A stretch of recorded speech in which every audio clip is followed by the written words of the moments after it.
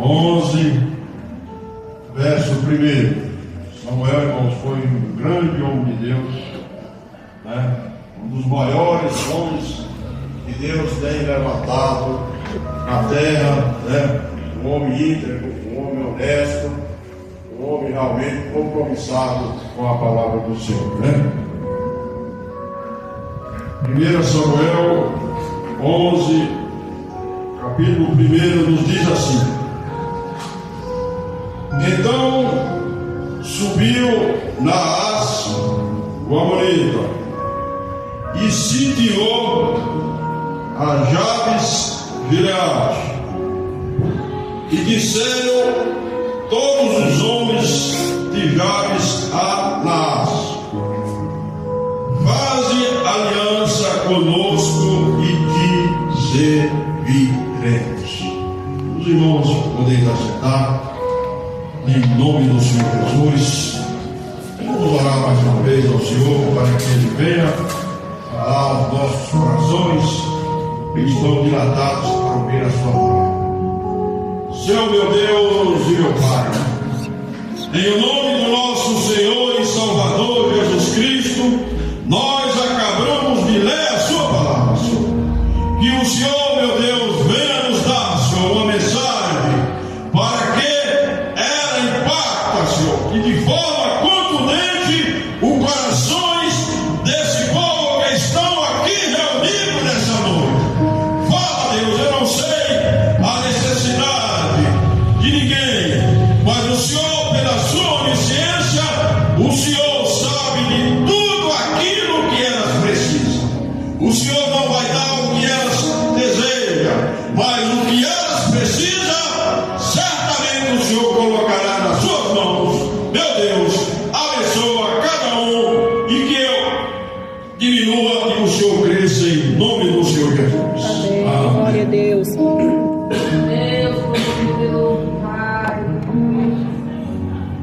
Glórias ao Senhor. Graças a Deus que nos dá a vitória por nosso Senhor e Salvador Jesus Cristo, né, irmãos? É por Ele e para Ele e a glória para Ele que estamos aqui reunidos nessa noite, né, irmãos?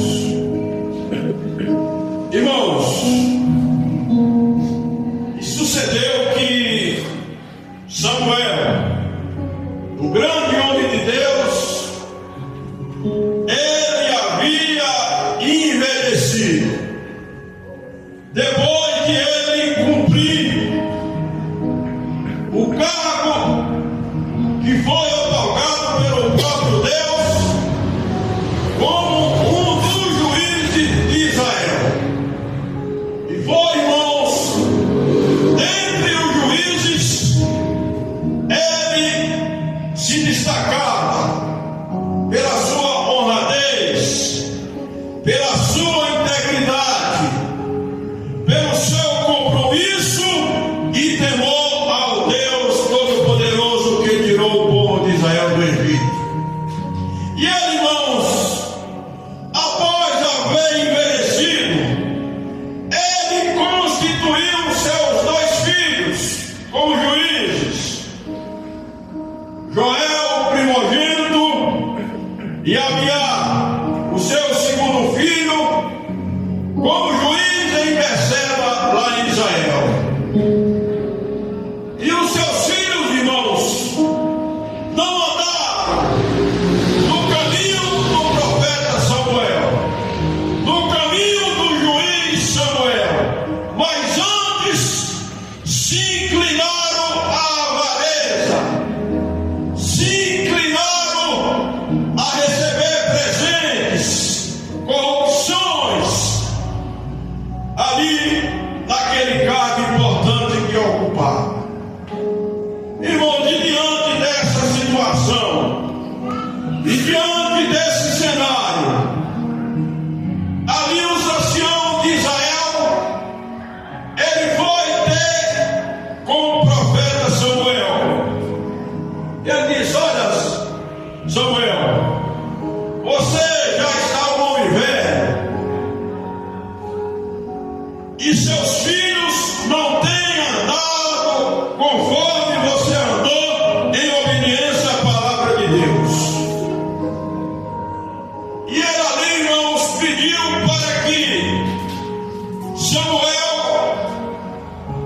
constituísse reis, como as outras nações. Israel, irmãos, era governado pela uma teocracia, governado pelo próprio Deus. Mas o povo de Israel, irmãos, querendo imitar o mundo, ele também desejou o rei, e ele foi e levou essa proposta para Samuel. E Samuel, irmãos, a princípio ele não recebeu bem essa proposta por parte dos anciãos de Israel. E ele disse: olha, eu vou orar a Deus. E foi o que ele fez, irmãos. Ele foi e orou a Deus, e o Senhor o respondeu e disse: dá ouvido o que o povo quer, constitui um rei sobre eles, porque ele não tem rejeitado a você. Ele tem me rejeitado desde o dia que eu trouxe esse povo do Egito, que ele tem me rejeitado. Irmãos, então o profeta Samuel, conforme a direção de Deus, ele então constituiu um rei em Israel. E havia, irmãos, na tribo de Benjamim, um homem, um varão, e o nome desse homem era Saul. Como os irmãos sabem, as jumentas do seu pai, Luís, se perderam, e ele incumbiu a Saul junto com seu servo para ir atrás daqueles animais que haviam se perdido. Mas ali, irmãos, não foi por acaso. O sumiço daqueles animais, Deus tinha um propósito, e ele, através desses animais, ele iria levar Saul até o encontro com Samuel. E foi isso que aconteceu. Eles procuraram as jumentas e por fim não acharam. E aquele companheiro de Saul disse: olha, aqui reside próximo um profeta chamado Samuel, vamos ter com ele. Então, irmãos, Saul disse: mas eu não tenho presente, porque naquela época, irmãos, era costume levar presente para o profeta, né? Aí ele disse: eu tenho aqui, né, algumas coisas, moedas, né, e no alforje tem também algum alimento. Então eles resolveram e foram ter com o profeta Samuel. E quando ele ali chegou, irmãos, que teve um encontro, Deus falou: esse aí é o homem que eu escolhi para ser rei em Israel. E Saul, irmãos, ele, após assumir o reinado, ele não teve uma unanimidade por parte da população ali dos povos de Israel. Mas, irmãos, aqui nessa passagem, e nós lemos no segundo livro do profeta Samuel, quando nasce uma amonita, ele cedia Jabes e Gileade. Ele cercou a cidade, irmãos, com um poderoso exército. Os amonitas, para os irmãos terem uma ideia, era parente. Ele emanava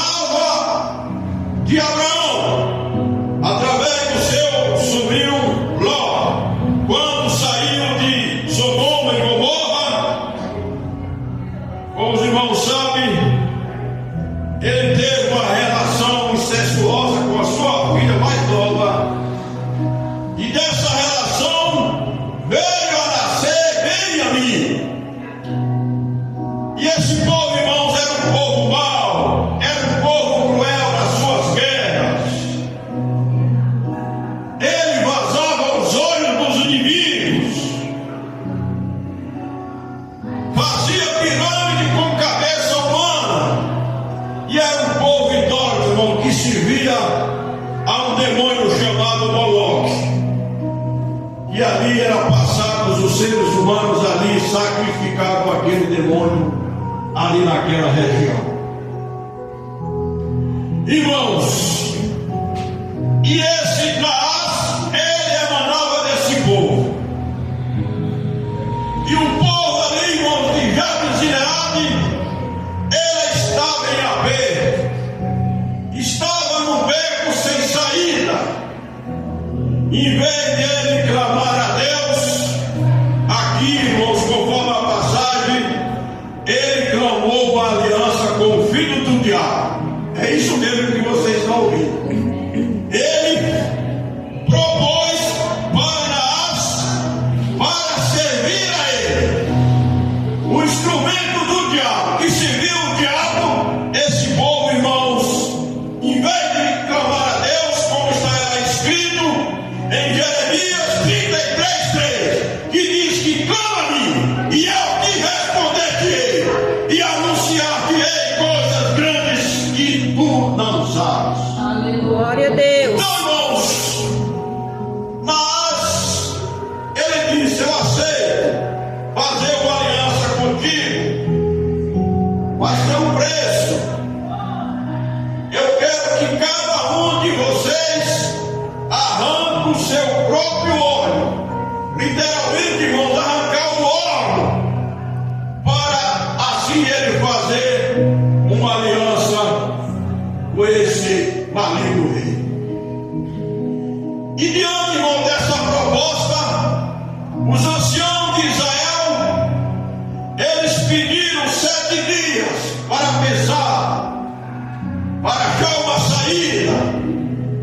E eles então, irmãos, ele vai ali para a cidade de Gibeá, a cidade de Saul. E ali, ao chegar naquela cidade, ele relata a situação que eles estavam vivendo. E aquele povo começou a chorar. E o choro não foi tão grande que ali todos os moradores de Gibeá vieram a escutar o choro daquele povo. E Saul, ele vinha do campo.